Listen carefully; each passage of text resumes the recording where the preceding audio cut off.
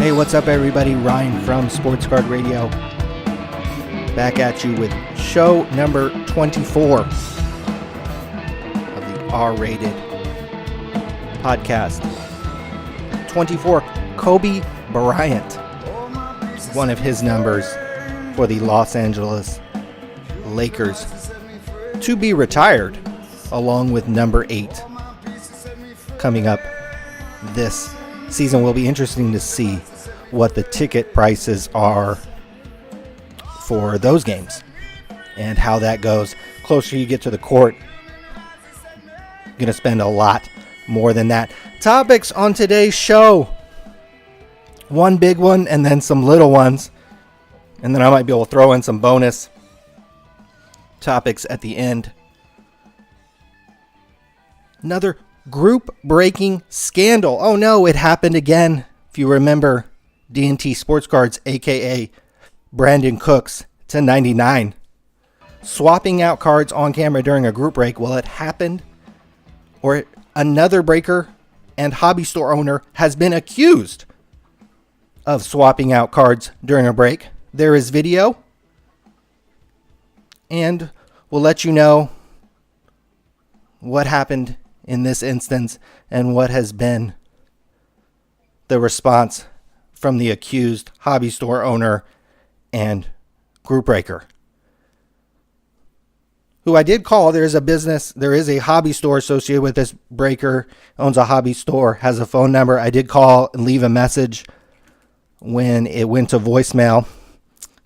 Anyone that knows him or is communicating with him in regards to this scam, he is invited onto the R-rated sports card show to share his side of the story. I will give him a chance to tell his side of the story, what happened.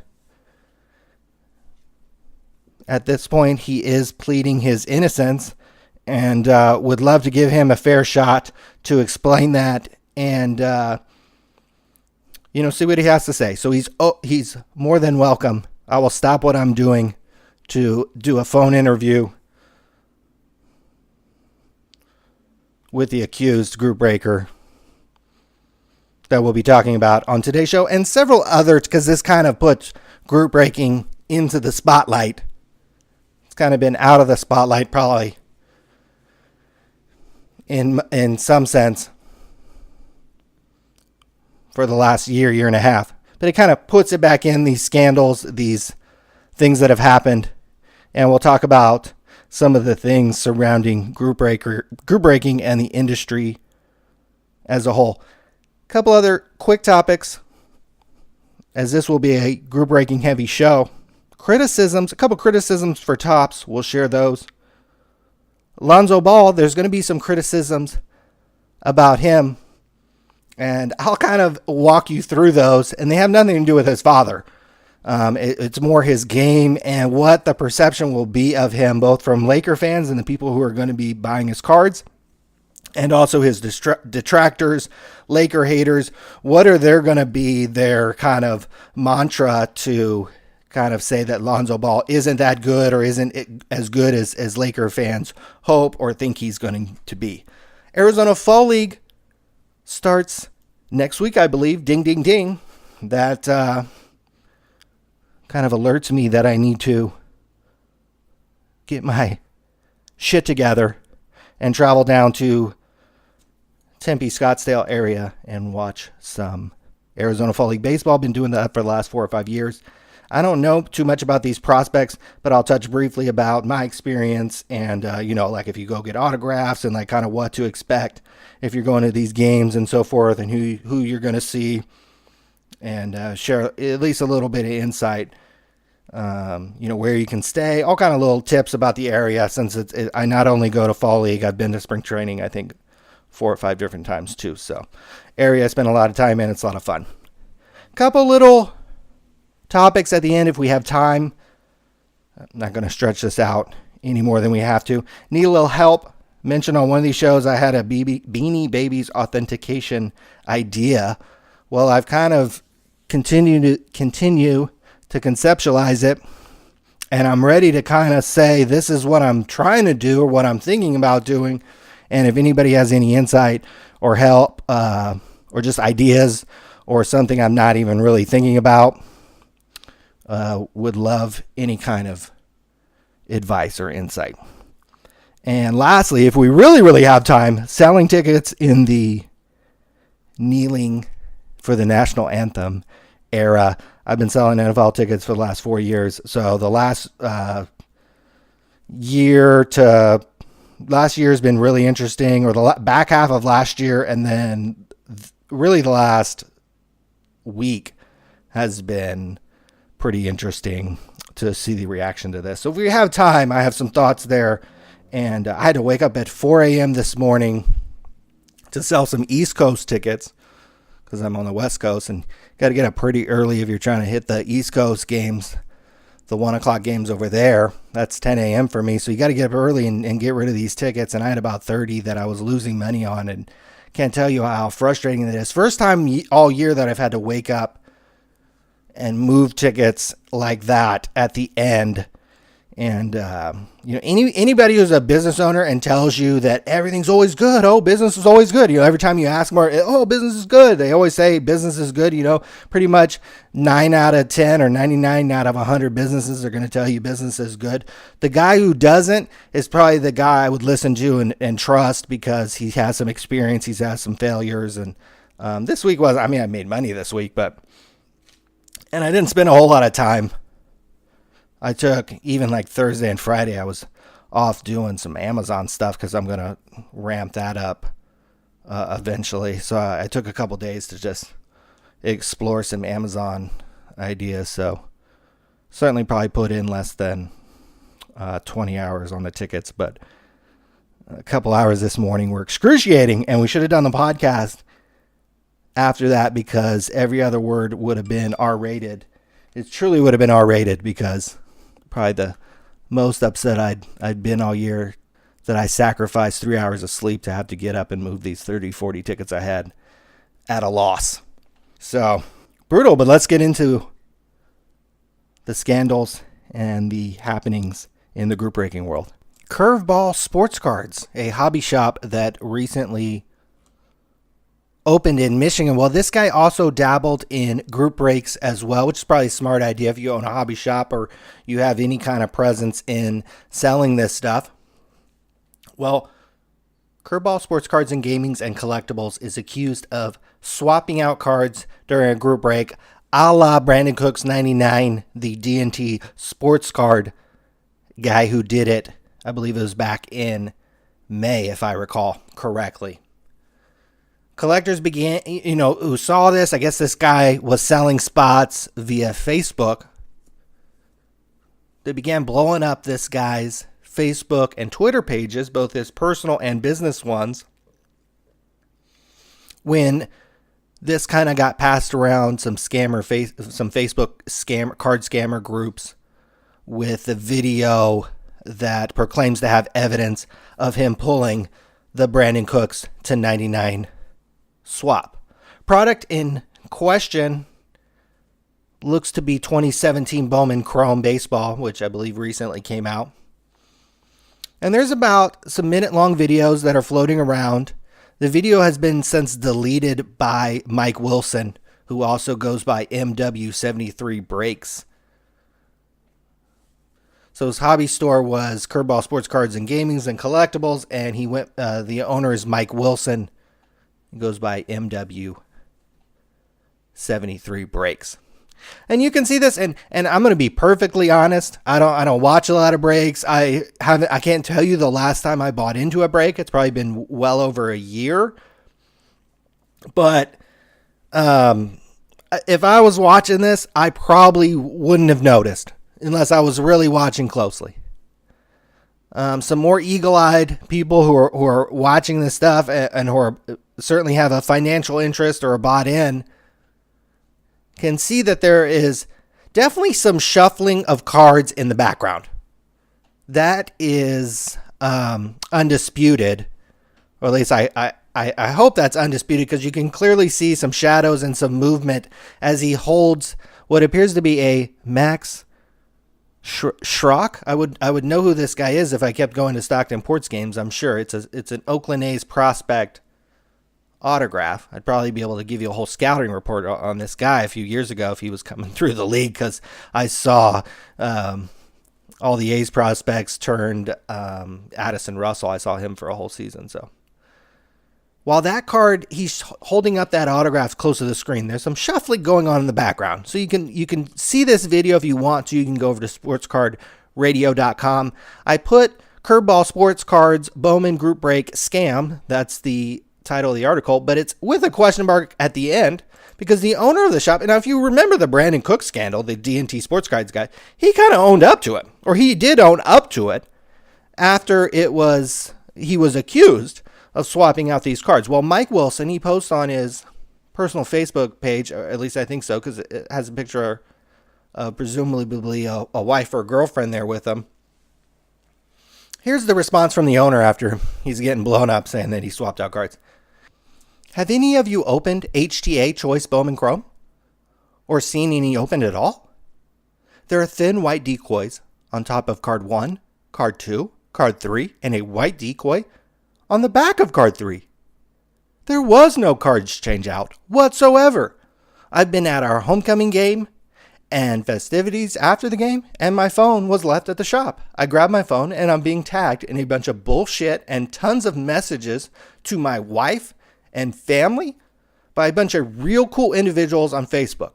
Now my business page has a bunch of great reviews with people running their mouth. I own and operate a brick and mortar hobby shop. I would never put that in harm's way, ever. Arm's way. I think it's harm's way. I'm glad that people can be Facebook punks and run someone in the ground. So if you think you saw a white redemption, you saw a white decoy from the manufacturer. That was the response from Mike Wilson, owner of Curveball Sports Cards, who is accused of swapping out cards, aka a la Brandon Cook's 99 in a Bowman Chrome group break. Again, he's welcome on the show. If anybody knows him or is in contact with him, I've reached out to him. He's welcome to share his side of the story on the R-Rated podcast. Again, if I was just watching, if somebody showed me that full video and didn't just said, "Hey, just watch this break," I may or may not have noticed anything. I'm going to go with not have noticed anything. Not saying anything didn't happen. And after kind of isolating the video, there's definitely some card shuffling in the background. And I would encourage Mike Wilson to get out in front of this if he wants to have, a business kind of going forward. Get out in front of this. If he really didn't do it, you're going to really have to, express that either via your own channels or, again, you are welcome.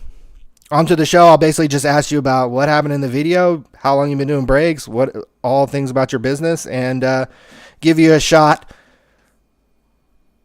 to share your side of the story. In addition to the owner kind of firing back, the son of Curveball Sports Cards has been firing back. Ryan Wilson has been firing back on the Sports Card Scammers Exposed Facebook group, private group. We'll get into why this is sort of kind of needed and also a negative aspect of the breaking industry.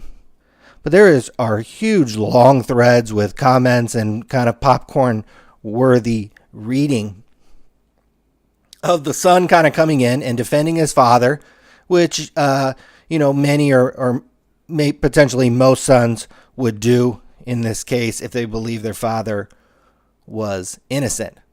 He says, let's publicly trash a man's business over something that can't be proven true. I'm pretty sure that there is a thing called defamation of character that, I mind you, is against the law. You should really have facts before throwing out accusations like a bunch of schoolgirls. Get a life, get a job, and quit being pricks. That's from Ryan Wilson, the son of the accused group breaker there. And he has a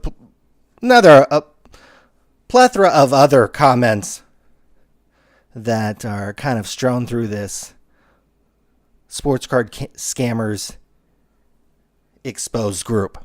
So I'll be sure to keep you updated on any further news out of that, or if that just kind of fades away like many of these other little scams that happen in the hobby. But I think it's got time for a little deeper dive into group breaking. And I might have mentioned that this was something that I'm committed to do, especially after Topps took the time to send letters to Amazon sellers to tell them that they couldn't sell MLB products anymore on Amazon. And here we have a guy opening a box of HTA, which I think stands for like Home Team Advantage. I think you can only get that if you even own a hobby store. That used to be the case back when I owned my store. Not sure if the rules have changed. But here's Topps selling direct, or at least through an authorized distributor, a guy swapping out cards on a group break. And meanwhile, Topps is more concerned about sending letters to Amazon sellers. So I'll do some of Topps's grunt work here, and we'll discuss and criticize the group breaking industry freely. And again, this was something that I'm committed to. Any and all dealers that are allowed to sell Topps products, every time they make a mistake, expect to be blown up either on Sports Card Radio or on the R-Rated podcast.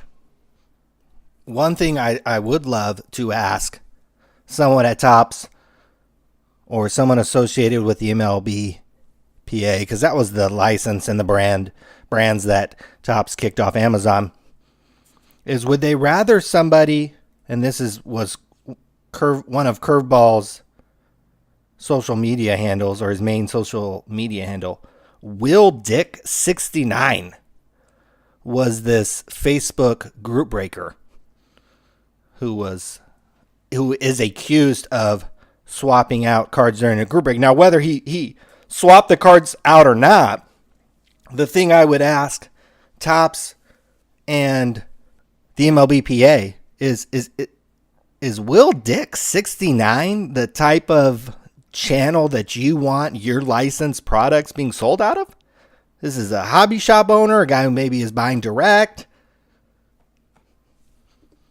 And, part of it, the promotion to his store and his business is Will Dick 69.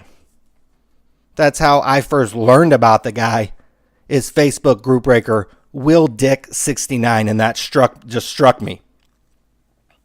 I will say I was surprised to learn that he owned a hobby shop and he appeared to be a little bit more serious into the business. And to be accused of something like this, and I think if you went to the Facebook Scammers Exposed group, be hard to find somebody defending this guy. So the presumption of guilt is there. But again, I put a question mark at the end of the article I wrote about this, and I welcome Will Dick 69 onto the show to talk about this. But isn't this a problem with group breaking? Is that we have guys who maybe don't represent the hobby as well as maybe we'd like, and certainly anybody kind of shooting toward the long-term future of the industry. I don't think a guy promoting his business under Will Dick 69, the odds of him becoming really big in the sports card world and the breaking world, and to push this past the kind of small niche nature that it is of people collecting these new products. Because no matter what you think, if you're caught up into it, if you're a breaker yourself, if you're into the breaks and you watch these things, you probably think these things maybe are a little bigger than they really are. I bet if you went around the National Sports Collectors Convention and asked, I think, 2 questions. Have you ever bought into a group break? And then the second question is, have you done it in the last 6 months or year? And while And I think you'd see the second question, have you done it in the last 6 months to year? I think you'd see that number be like a large percentage haven't. Over 90%, I bet, of people at the National Sports Card Collectors Convention hadn't bought into a group break online in the last year. That would just be a guess.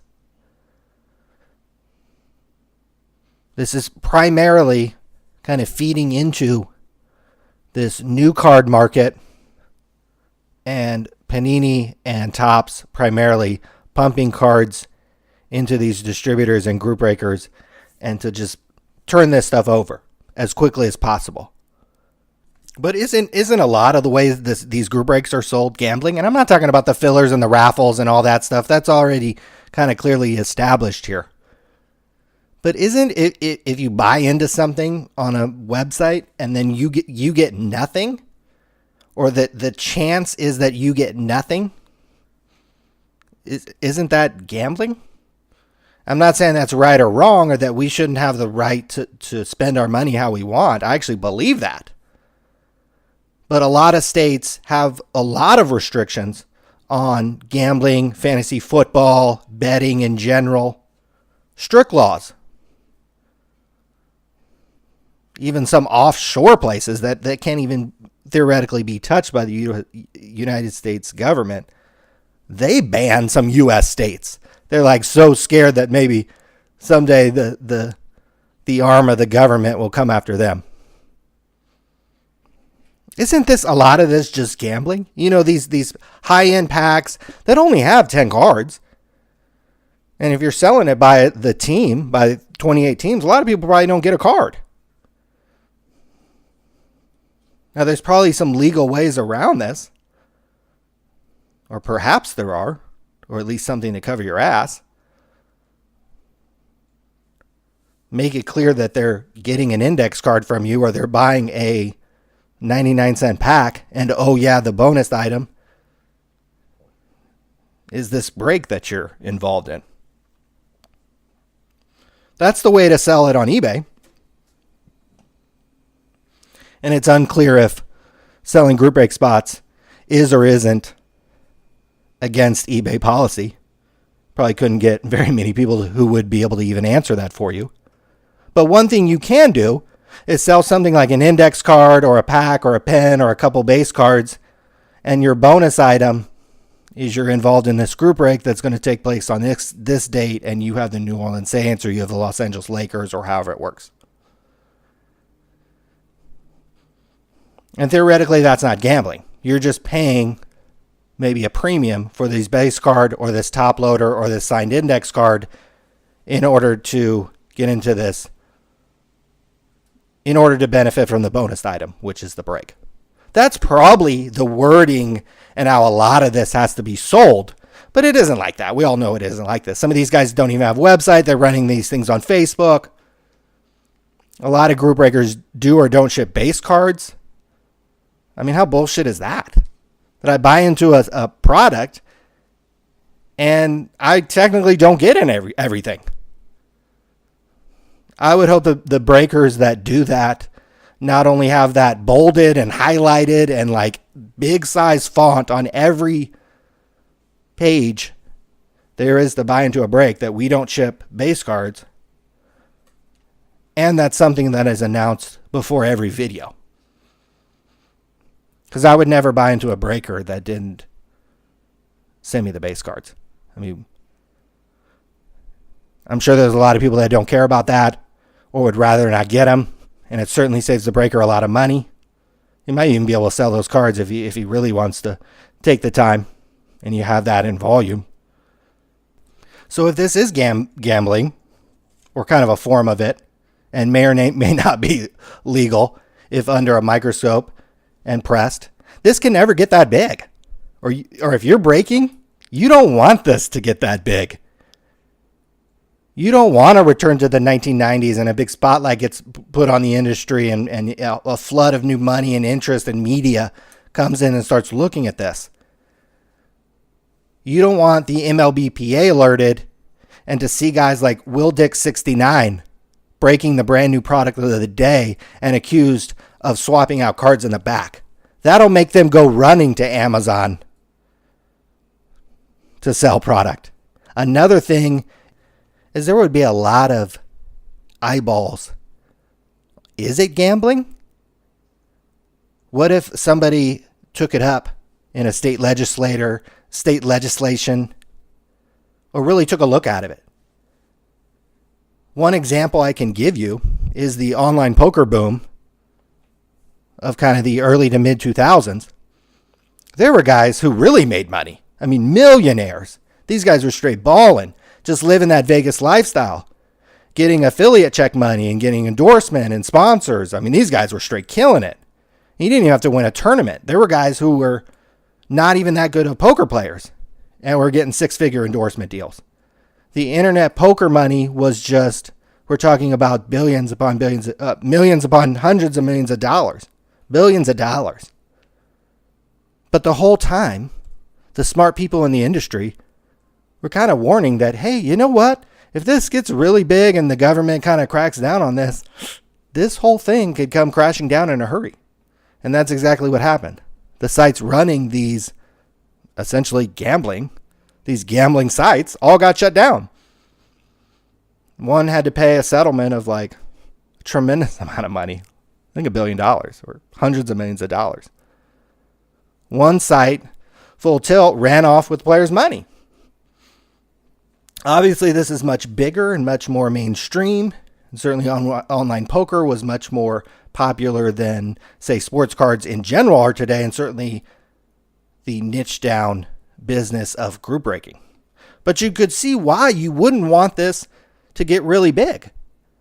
Because if online poker is illegal, a game that is somewhat difficult, and if played over a long stretch of time, the really, really good players tend to win all the money. And you see the same thing happen with high stakes competitive fantasy sports. The really, really good players win the money. So there's some skill involved in fantasy sports, I would argue, and online poker. What's the skill involved in group breaking?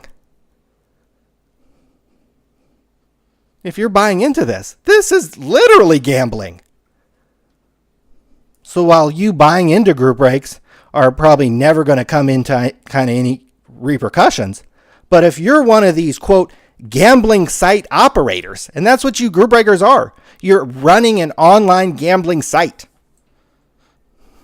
In the back of your mind, there's always going to be that risk that if this ever got too big, or if you ever made too much money, or if you ever flashed around that you made a lot of money, you might have some people come and sniff and look to see where you're at. That's why this can never get that big, because you certainly wouldn't want that kind of heat.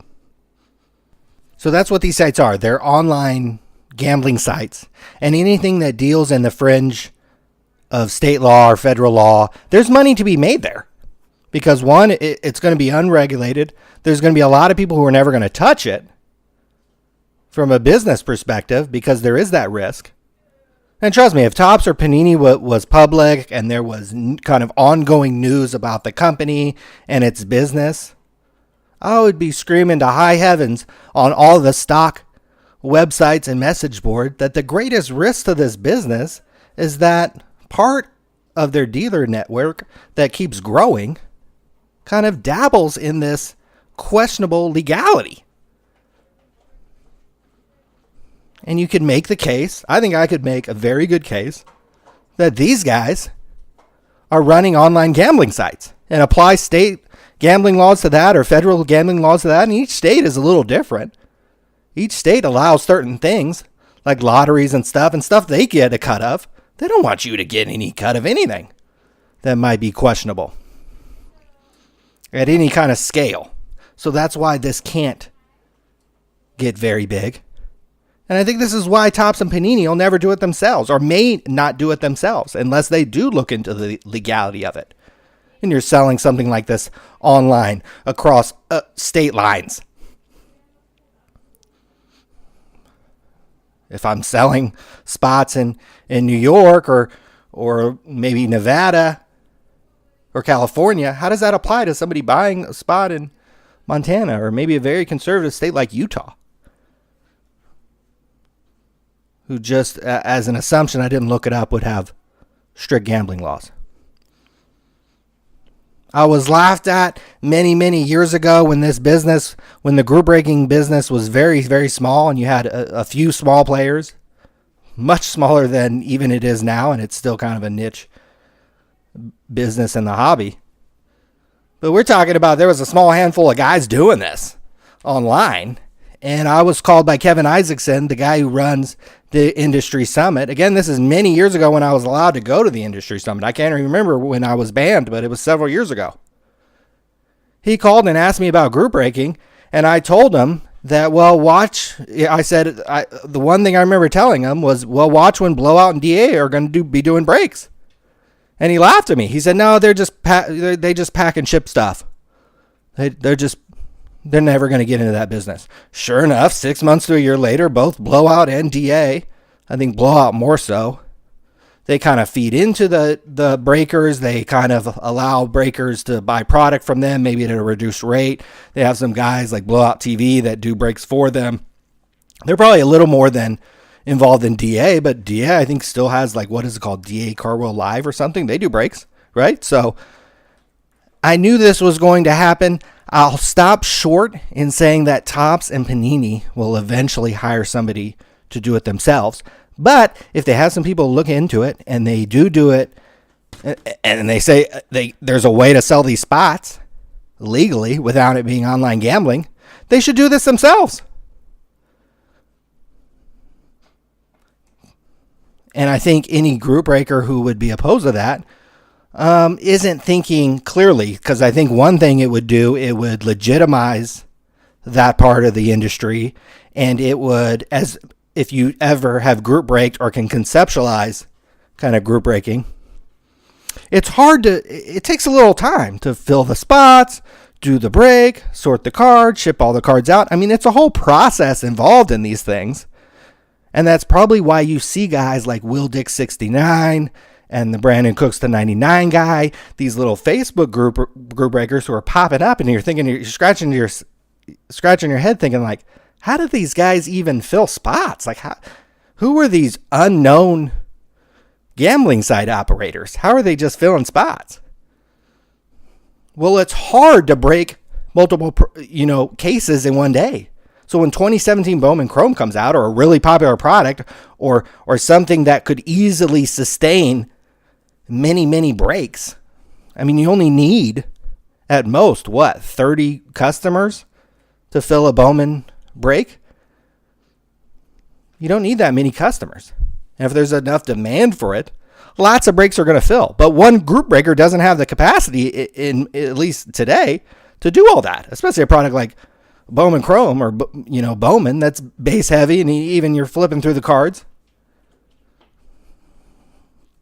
And even if you aren't sending out base cards, that can be a chore to sort and ship, let alone break and put on an entertaining break, and that you're not just rushing through it or phoning it in or mailing it in.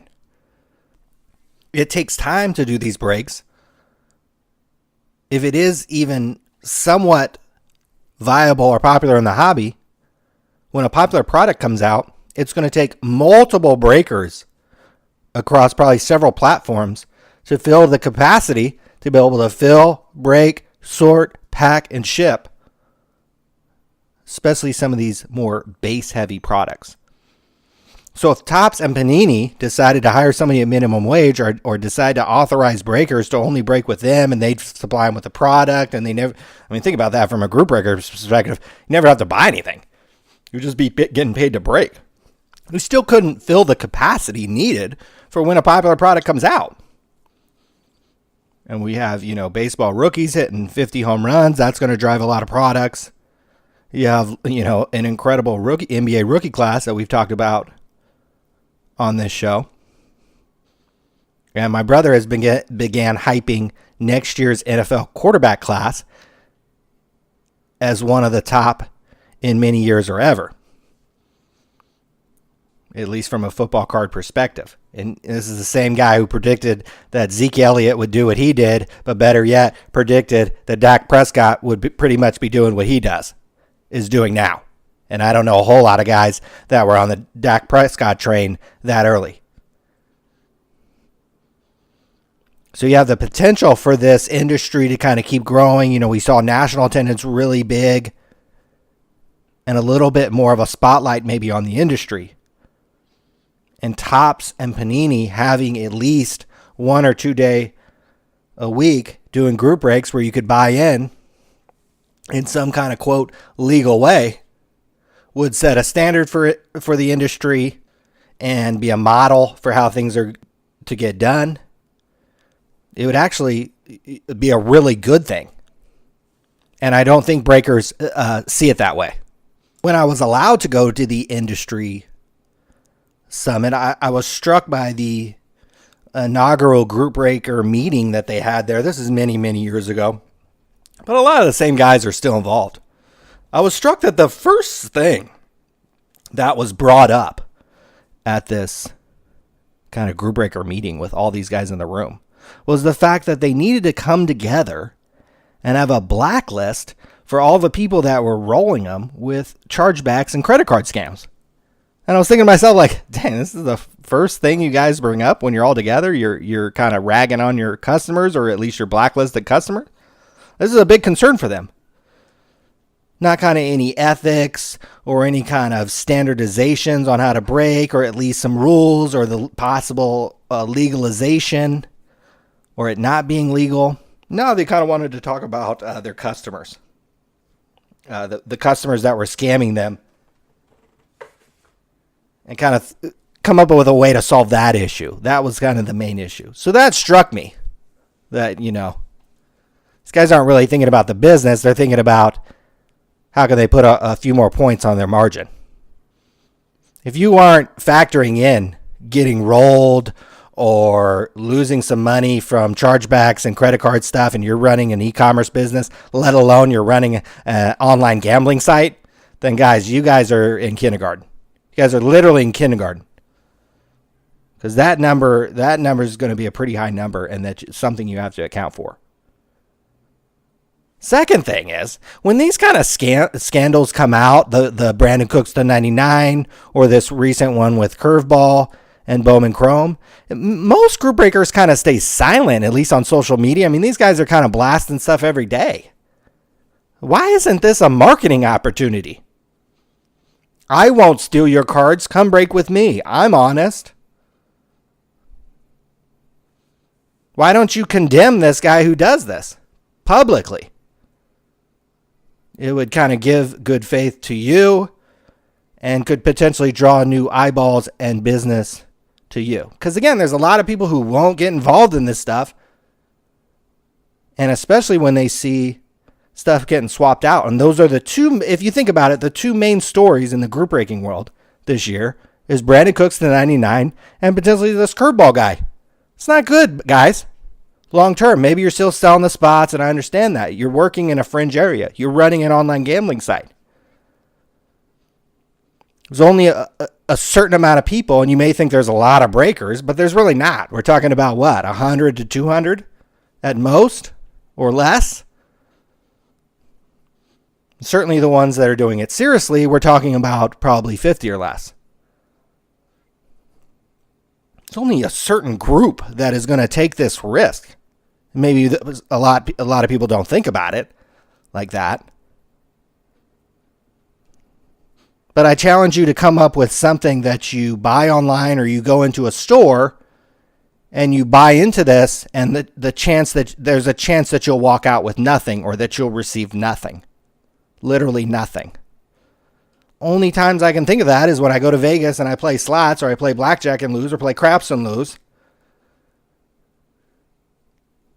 Play fantasy football and lose and get nothing. Bet on Bovada, which is offshore and not quote unquote regulated, at least by the US. I'm down $50 on there on the 400 that I put in. These are online gambling sites. I can't stress that enough.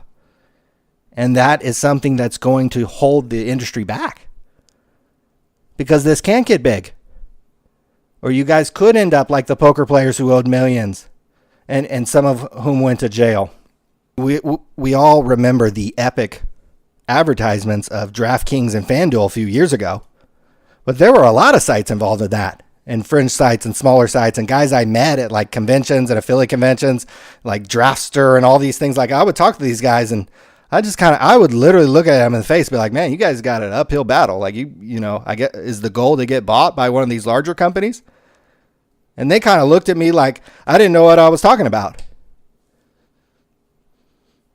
And sure enough, in many states, stricter regulations and laws kind of started to be applied.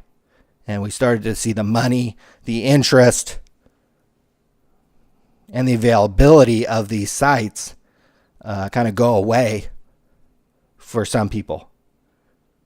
And those are the two biggest sites, let alone the people who lost their ass in this and thought that fantasy sports would be this huge thing that everybody's doing.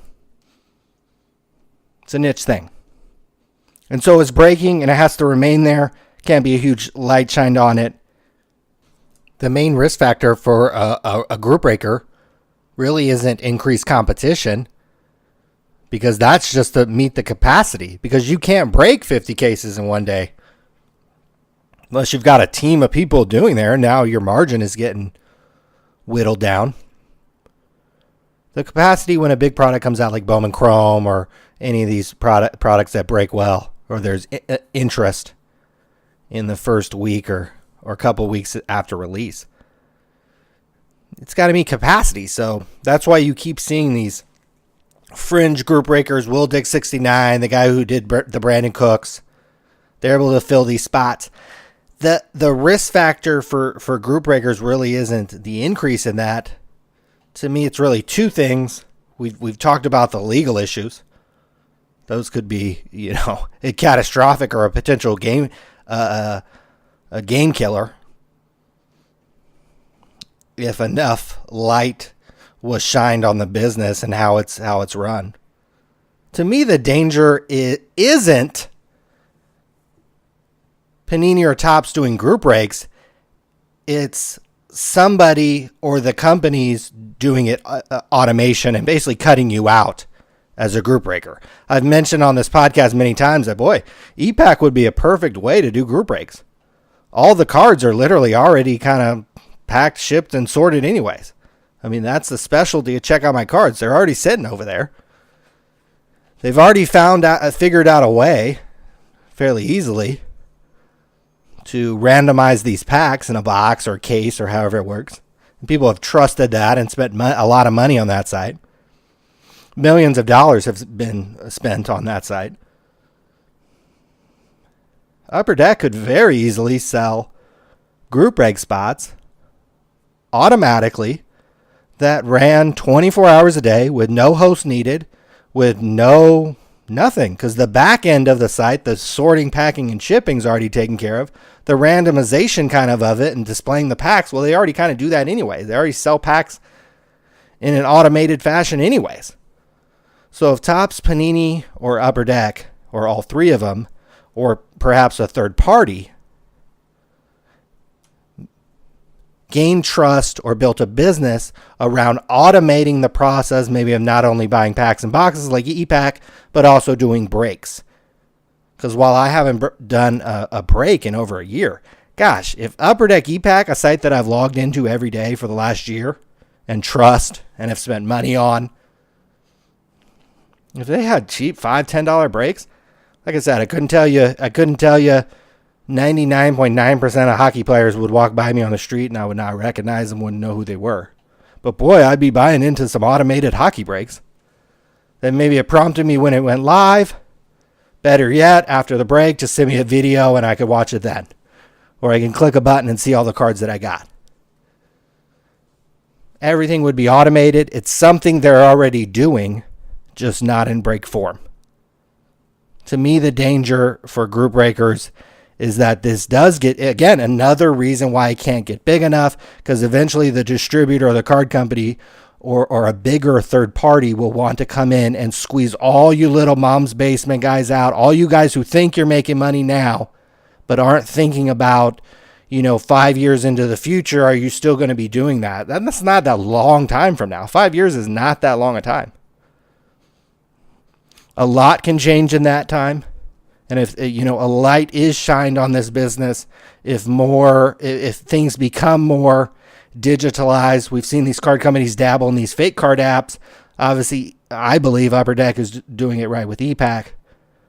The two biggest risk factors to me for group breakers is, without any just kind of downturn in the general economy or specifically downturn in the hobby, like if everybody lost trust in the hobby or something, or if all the major sports organizations went on strike, or there was a huge decline in the interest of sports. Those are obviously kind of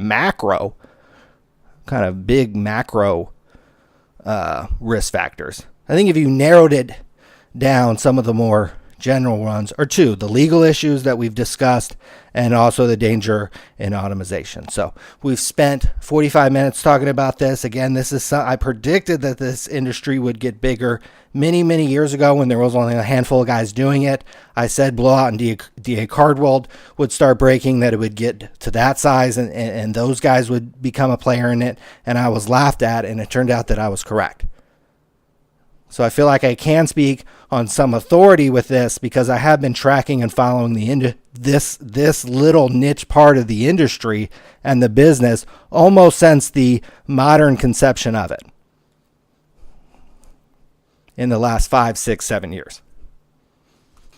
But we'll move on. 2 criticisms for Topps, and both of which they may have an opportunity to correct, one sooner than the other. Boy, this, Topps Now program is, it's debatable how profitable it is. It seems like they sell a few hundred of these cards.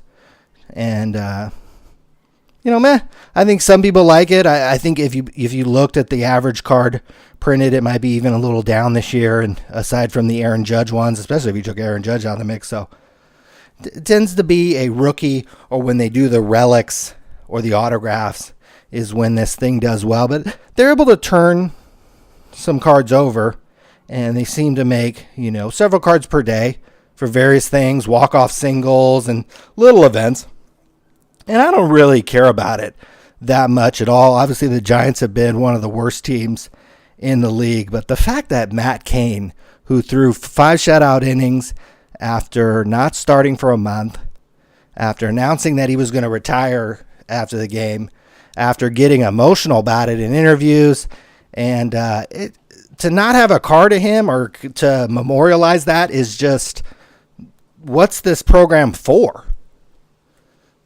I honestly think the best fans in sports are those Giants fans, and I'm certainly one in particular. I mean, this team lost almost 100 games and might even have the number 1 pick in the draft. And you'd be hard-pressed to find a game that wasn't almost a sellout, and maybe more impressively, be hard-pressed to find a situation where a player on the Giants got booed. Only time I remember that happening really in the last 15, 20 years, and I'm sure it's happened more than this, but it was last year with Santiago Casilla, who was so bad. But Giants fans are so loyal and so respectful of their own players that I would never go to a Giants game. It would take a lot for me to boo a player on the Giants. It would take a lot. This is a fan base that beloves Barry Bonds. And Barry Bonds is not well liked or not well not well thought of outside the San Francisco and the Giants community. I love Barry Bonds. The Giants have won 3 World Series since 2010. And my favorite player to this day is Barry Bonds. And the best player I've ever seen, by far, by a factor of a lot, is Barry Bonds. That guy was so good. And I've watched a lot of baseball. I've been to at least 500 live games. At least 500 live baseball games. That's a lot. It's like 5 seasons worth almost of a regular, 4 seasons worth of regular season baseball. I've been to a lot of games. This guy's the best player I've ever seen. It's not even close. Giants fans are loyal, and just a shame that at least they haven't made a card. Maybe they will after the fact here, but class guy, and certainly will be missed by any and all Giants fans. The second thing about Topps that really boggles my mind, and I don't know if I've ever mentioned it out on this show, they keep sending out every, a few times a year, special offer from eTopps, this defunct program, kind of pre-ePack before it was ePack, but they sold single cards. Kind of Topps now, but cooler, because you could actually, they'd actually store the cards for you, and you could trade them and sell them on eBay. It was almost ePack before ePack, but just not, you couldn't open packs and boxes and cases. It was ePack without the packs. That's what eTopps was, if you don't remember that back in the day. And I spent a lot of time on this side. I still have cards on there. Well, if I wanted to get them, it's a ridiculous amount to get these cards off the site. So if you request under 149 cards, it's $6.75 for the first card. And you think, okay, well, that's cool. Plus 30% off for each additional card. So I'm not very good at math and don't pretend to be and never really was. But that still feels like around, oh my gosh, about $4 or more that you're paying per additional card. So if you shipped yourself 100 cards, you'd be looking at like $400 or $500 in shipping charges. It's just insane. These cards have been sitting somewhere. And presumably a lot of them, because they sold a lot of these things. They're kind of like the Topps Now thing. Probably one of the things they recognized with the Topps Now program, that they couldn't store these cards themselves. They had to ship them. Why don't you ship these, every eTopps card, to Check Out My Cards, ship all the account information over to there, send out that same email blast to people who don't care about these cards anymore. But now, hey, they're going to become live on Check Out My Cards. And you could request from the Check Out My Cards, hopefully at their standard shipping rate. And I know these things kind of come in screw downs or big kind of plastic cases. So maybe it's a little more. Maybe it's $3 plus whatever, 50 cents a card or whatever. I don't know. I think the shipping is just standard at Check Out My Cards, but I don't quote me on that. But I think it's like $3 plus, 25 cents each additional or something. It's a lot less than $6.75 and then 30% for each additional card. It's a lot less. A lot less. It'd still be expensive if you did the Check Out My Cards route to send them to you. But then again, so would be sending 100 cards in snap tights. I mean, that would cost you a little bit, no matter how well you sent it. Especially if it was going across the country or any kind of great distance.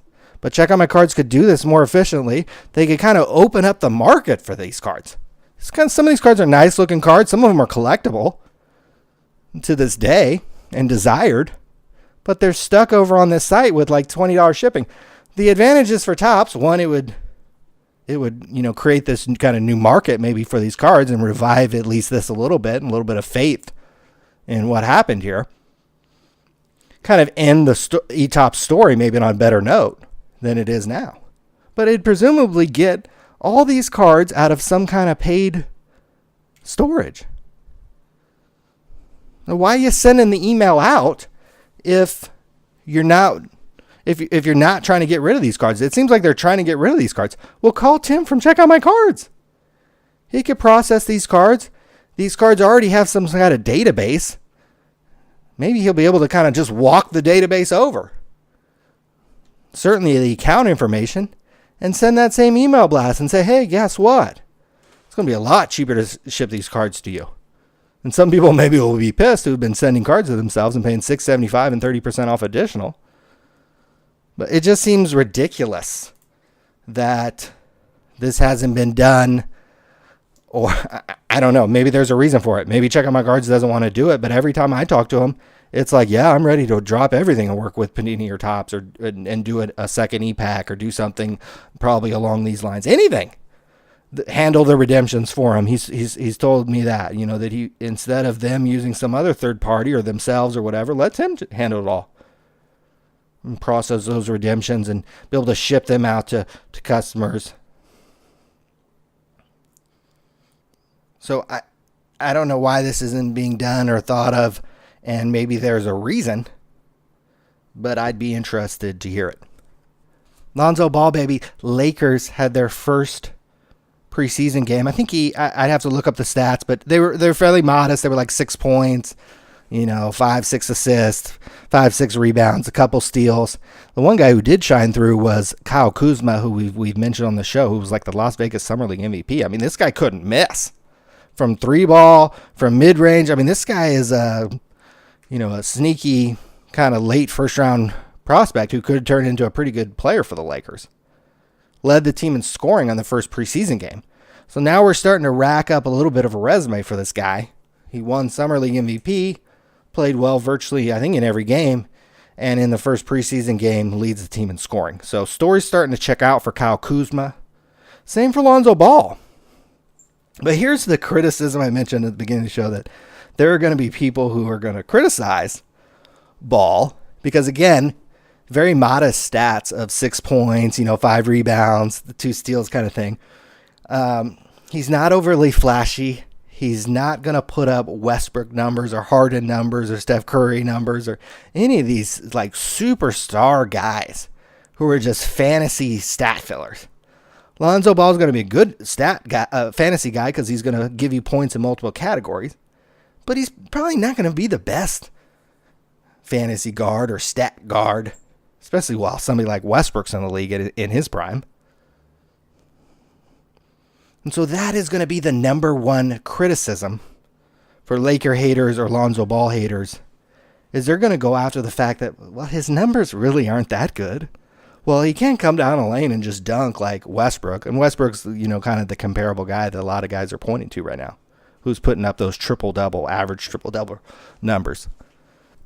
Laker haters, people who are against him, are going to point to the fact that he doesn't put up as good of numbers as this player and that player. And to that I say it's the same argument about the guys who say Steph Curry isn't as athletic and isn't this and isn't that good. Fact of the matter is, guys won MVPs, the guys won titles in an area and a city that could never dream about winning an NBA title a few years ago. Never even dream of that. And it had a large part to do with Steph Curry. So you're going to see guys attack Ball for not putting up the Westbrook-like numbers, especially in the points category. I think eventually later in his career, he does have a shot to average a triple-double.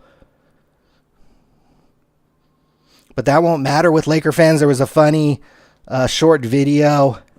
I wish I had time. I would pull up and play it, but it was a guy saying that every time Lonzo Ball does just an average layup, Laker fans literally like jizz over themselves. And that's the honest truth. As a Laker fan, when Lonzo Ball does a layup that I could make in an NBA game if I was still back playing ball when I was in high school, that pretty much anybody could make, and just an average move, again, you're not dunking, you're literally below the rim laying up. Laker fans are going nuts. Like, oh my God, this guy's the next Magic Johnson.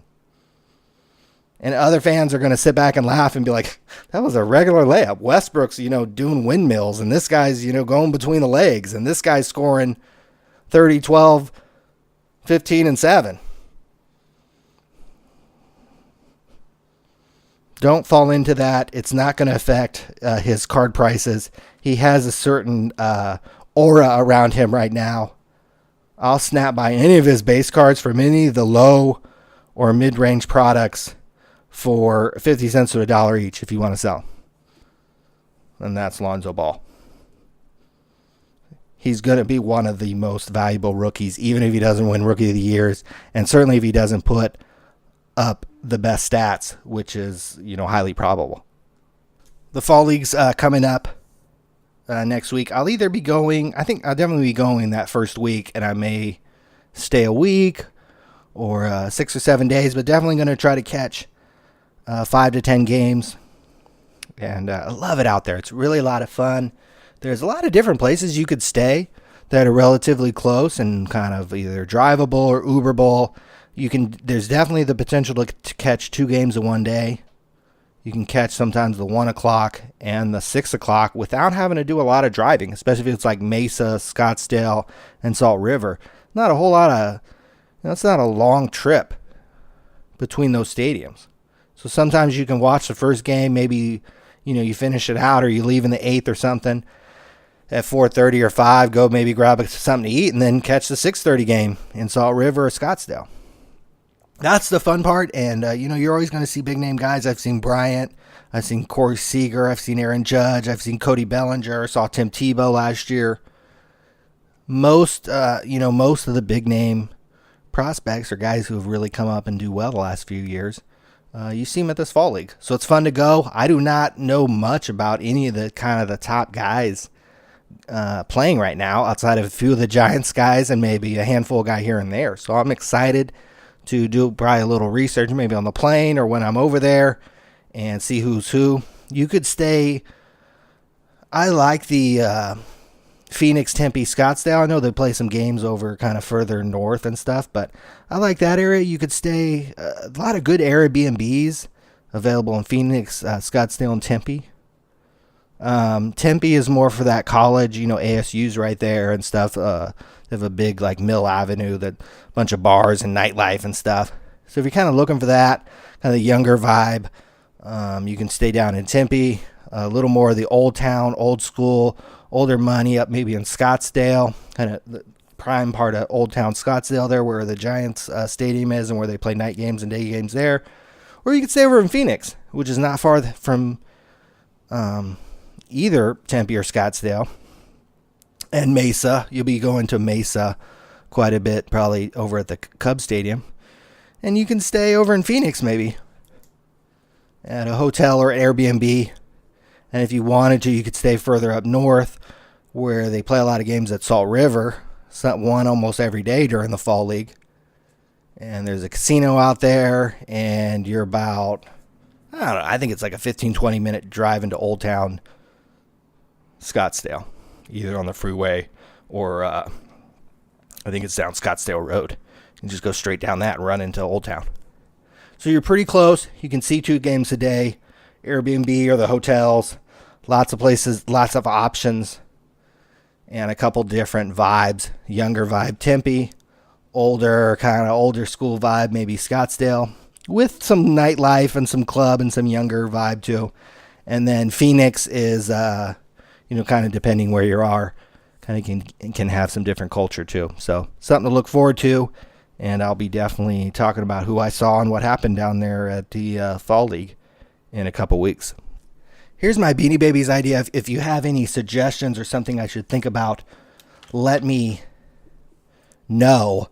I get questions every day about, what's this Beanie Baby worth? How do I get it authenticated? Most of the things are worth like $5 or $10, right? And there are some authenticators, but they're kind of, these websites are really old and they don't market themselves very well. But I get questions every day because I do have a site that's put together somewhat well and is well trafficked. Gets a lot of traffic. Certainly probably most in the space. And I literally get blown up on Facebook and the comment section every day about what's this worth? Is this valuable? Is this authentic kind of thing? And I was thinking to myself, I'm already spending 20 to 30 minutes a day doing this. I'm answering these questions essentially for free. I definitely make money on the site. Quite a bit, actually. So I have a lot of ads rolling. A lot. I kind of, have the ads pumping. Well, it's not like that, where I'm giving away free information. I'm one of the only guys that has it. Or that takes the time to curate it in a kind of an accurate form. So it's worked out. I've built some trust. I have a little bit of a following. And I'm already spending maybe on average 20 minutes, 30 minutes a day already kind of mostly answering questions or responding to people who are asking me about certain ones. And I'm I need to figure out a way to get paid for this. And I was thinking about doing Beanie Babies Authentication. I think I mentioned that it would work very much the same way as card grading, that I would receive the Beanie Babies, put it in a special case, blah, blah, blah, blah, blah, have a registry, da, da, da, da, da. Certainly would have to, it could be 10 times less, promoted and effective as baseball cards, and I'd make quite a bit of money doing that. But I was thinking to myself, that's not a very good business, because I'm essentially creating a job for myself. What if I get a big influx of Beanie Babies and I got to sit there and look at these fucking things for a week, and I don't really care how much money I make if I want to go to the fall league or if I want to go to, somewhere else. I just get tired of it. How can I shut off, that business? And I was thinking to myself, well, I'm already doing this 20 minutes. I'm already committed 20, 30 minutes a day doing this anyways. Why not do it all digitally? Why not set up a form and show some examples of what people have to send me? I could do all this stuff. I can authenticate or recognize or tell the value of a Beanie Baby through pictures. I mean, this is what I'm doing anyways. People will usually send me pictures of the tags of the Beanie Baby itself, and usually I don't need a whole lot of detail. I can tell them, hey, that's, it's worth $1 to $5 or whatever it is. But I could, this is what I was thinking, have a form with examples. These are the pictures you need to send me. Most people will probably be able to figure it out. You're going to pay me X amount of dollars. I was thinking of a low dollar amount, maybe somewhere between $2 and $5. I was going to authenticate it for you. And here's where I wasn't really sure. I could just have an online form that they print out that now, quote unquote, their Beanie Babies authentic. That love my Beanie Babies, evaluated this Beanie Baby, and here are all the pictures of it that they required me to send, a close-up of the tag and close-up of the Beanie Baby, so that you can kind of photo identify it.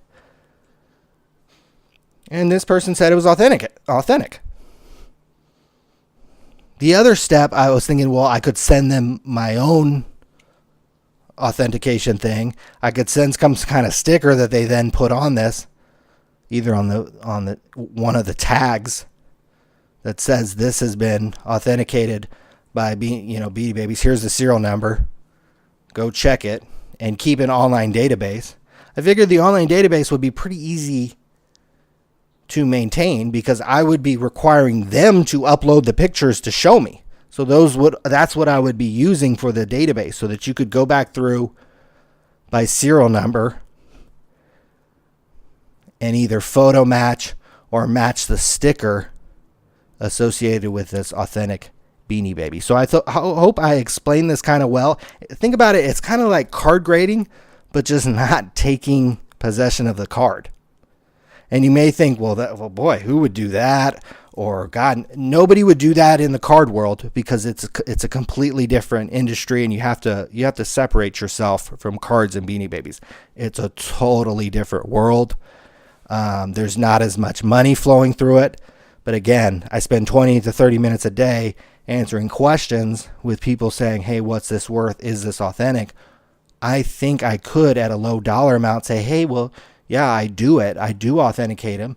It would be put in a registry that if you did go to sell it, or you did go to collect it,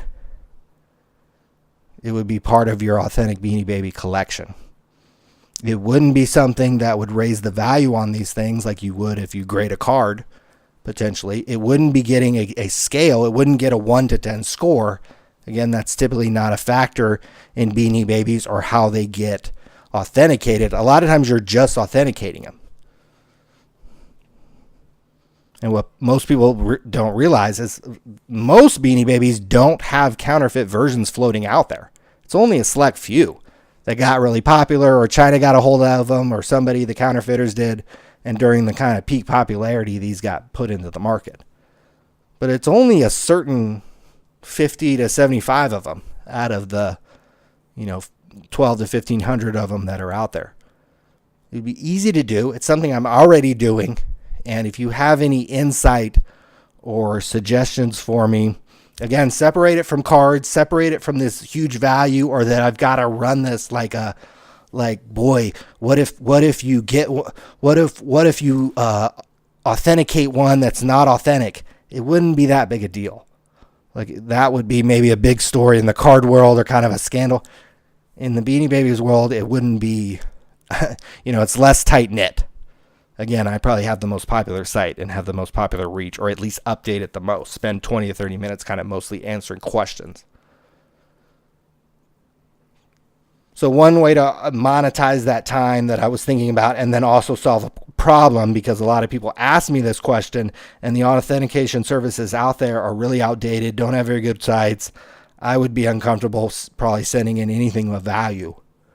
And so this would be a way for me to sit at the pool at Las Vegas, be sitting at the Fall League game, and in between innings, I could just look at the pictures that are uploaded and be like, oh, yep, that's authentic. That one is. Oh, and some of them, I could just have a list of the ones that would have a counterfeit problem, and people would literally be sending me ones that there's no way that there would be a counterfeit version of this beanie. It was either made after the craze, or it just wasn't one that was counterfeited.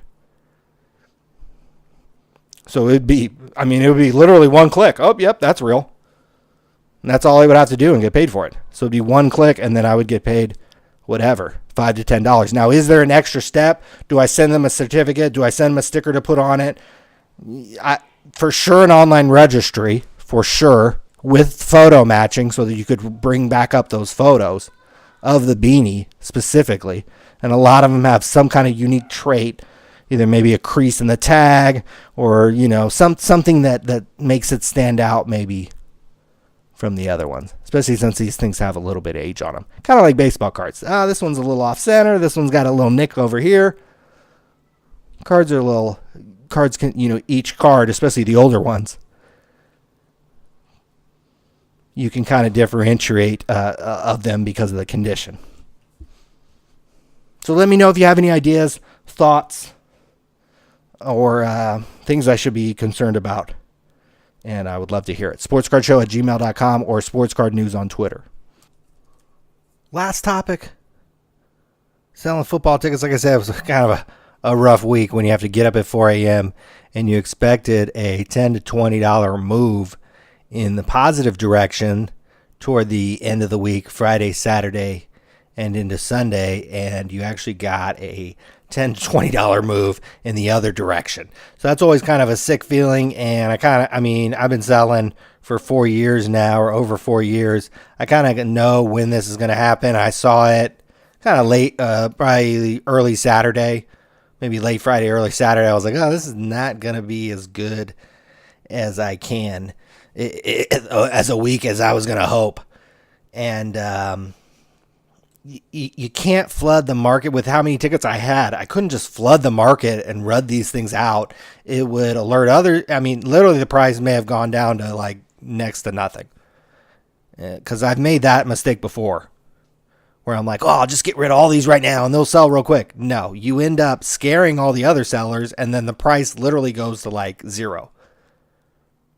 It's just, you got to be careful. You got to kind of trickle off your inventory. And that's why I had to get up at 4 a.m. because I was like, I can't flood the market here, but I got to get rid of these. So I really, potentially don't lose money. There was a shot there that I might have even lost money for the week, which would have been a fucking epic disaster.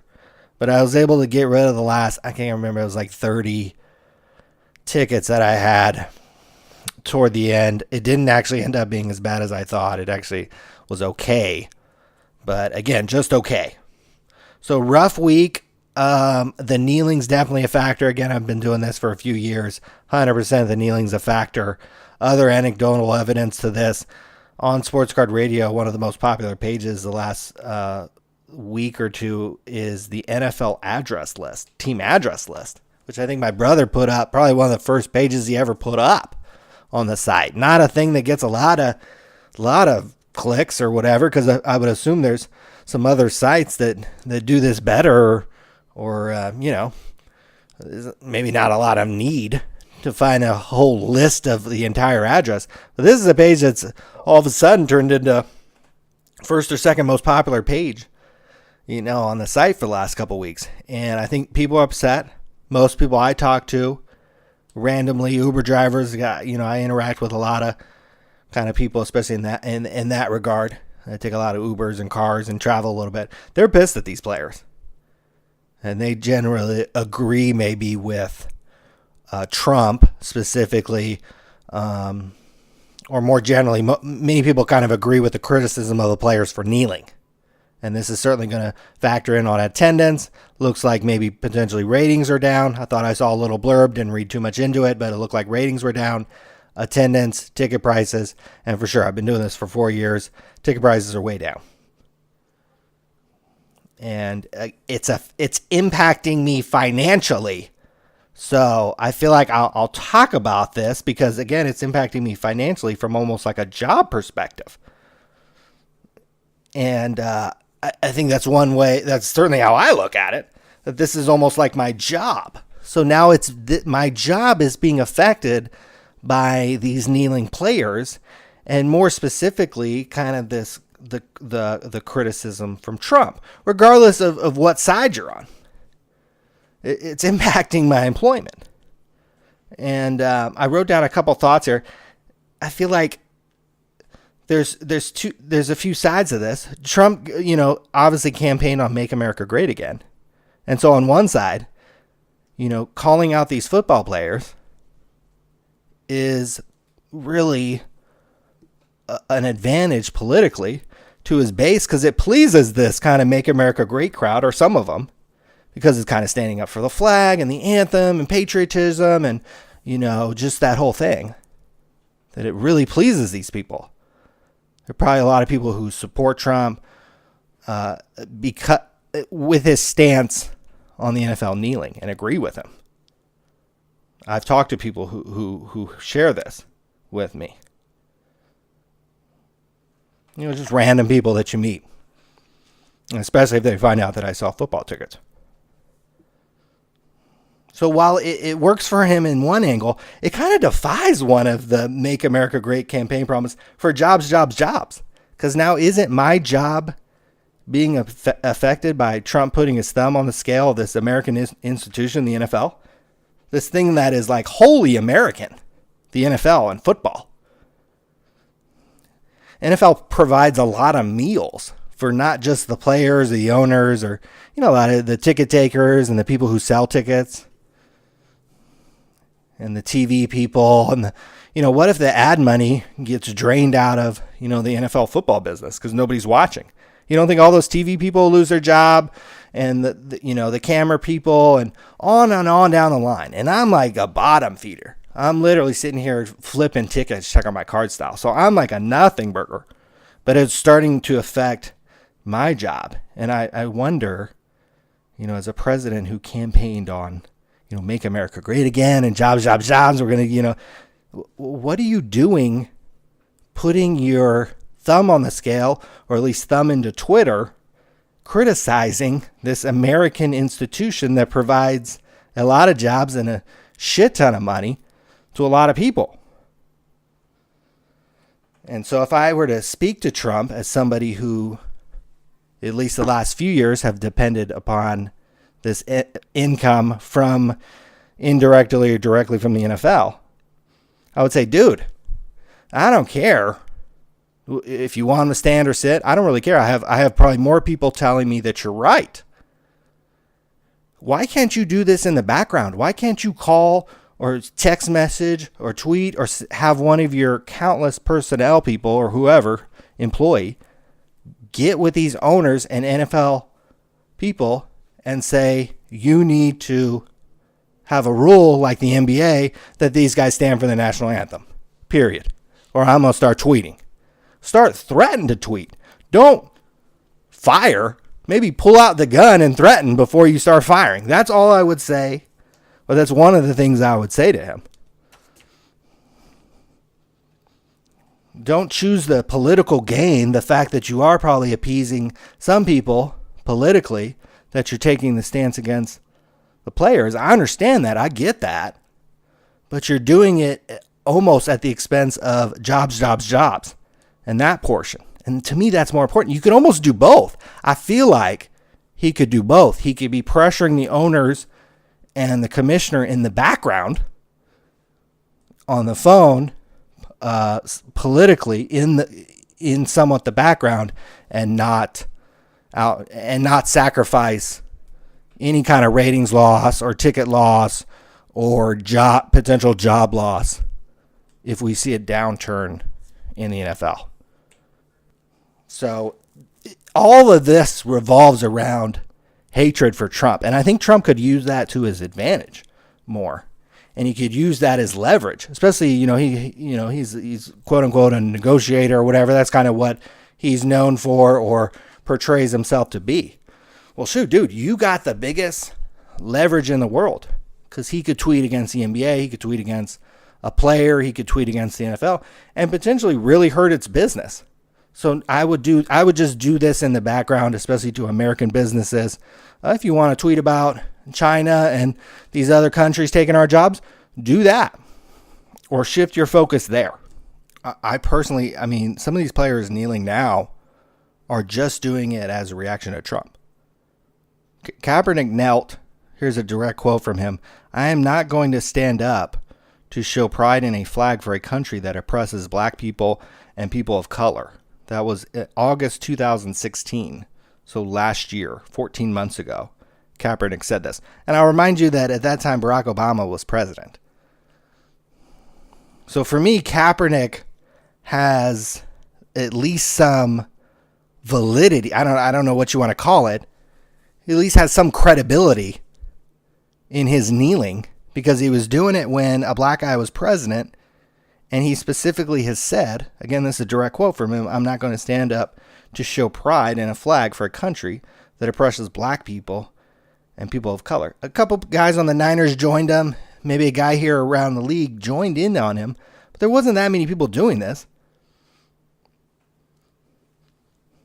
And it didn't feel like it was a big deal coming into 2017 until Trump went to Alabama and alluded that any player that knelt, the owner should come down from the rafters or whatever and pull the son of a bitch off a field.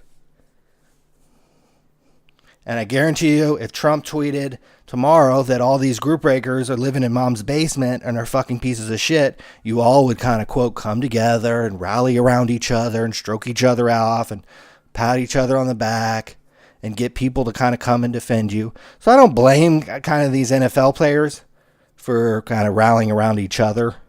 But it's not going to be good for business. And it doesn't have as much credibility as what Kaepernick was doing, standing up for, quote, oppresses, a country that oppresses black people and people of color.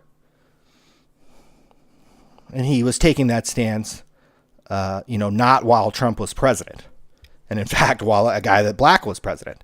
So I feel like that has actually some credibility and something I would listen to. It's like, well, shoot, like,